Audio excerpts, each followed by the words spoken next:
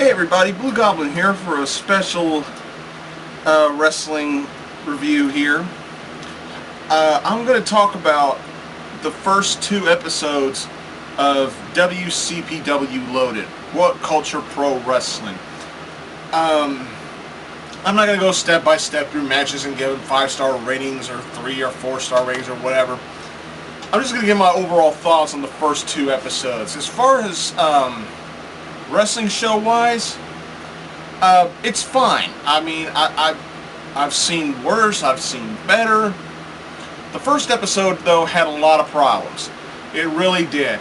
The audio, for one thing, the audio was all kinds of fucked up. There were so many audio shifts. It was like the audio would seem low at some points and then jump up real high in the next segment.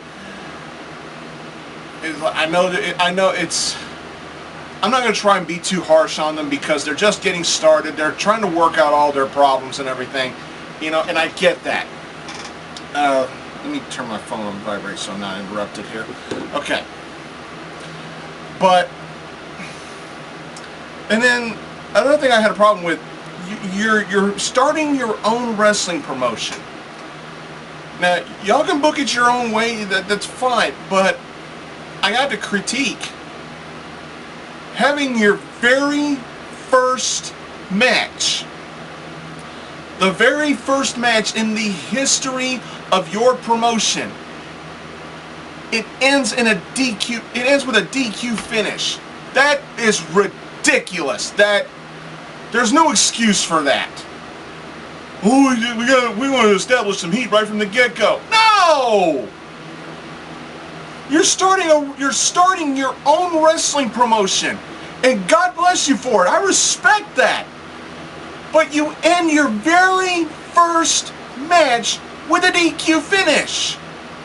What the fuck are you thinking? That was ridiculous. You want your program to start with a bang? You have a clear-cut, decisive win in your first match. All that was ridiculous. The match between El Ligero and Martin Kirby in the first episode, that match was awesome. That match was fun. It was very heavily comedically choreographed in the right way. The right guy won.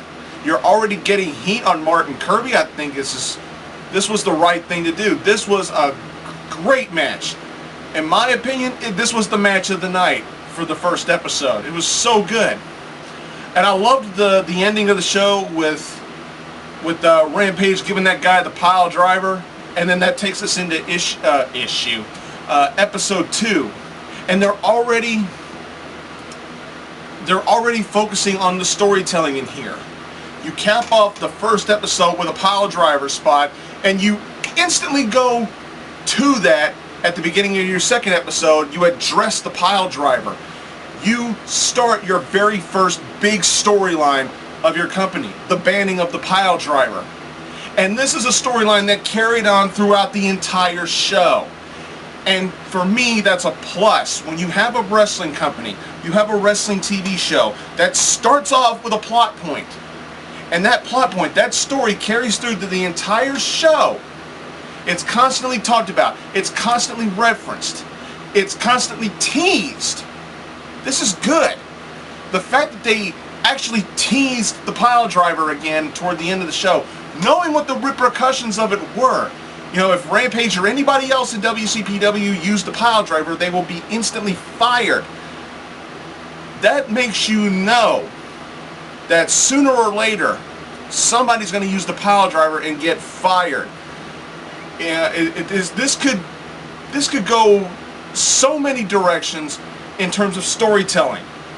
You can do so much with this. This was brilliant. The Prince Amin character. This dude is a first-class douche, and I'm loving this character. Really well done. He doesn't have to be big and bulky like Brock Lesnar. Oh, Brock Lesnar, me eat bacon for candy. Me kill deer with bare hands. Not every heel needs to be a strong, muscular guy. You can have a cocky, cowardly heel and make it work. I think if they really focus on it, they can make the Prince Amin character really work as a heel.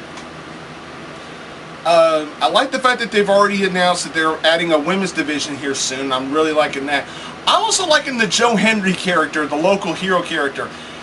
You know, he started off as a babyface in the first episode, and in episode 2, you started to see, you know, the babyface portrayal from a heel. It's kind of like a Bo Dallas, almost like, and I'm loving that. You know, Bo Dallas did such a fantastic job with that. Now you're having Joe Hendry do the same shtick, and I think he's doing a good job with it. I mean, they could really go somewhere with this as well.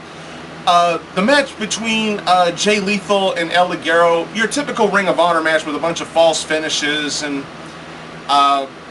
but this match served its purpose. You want to get your promotion up and going. You want people to talk about it. You get the ROH World Champion on your show, and now everybody's talking about it.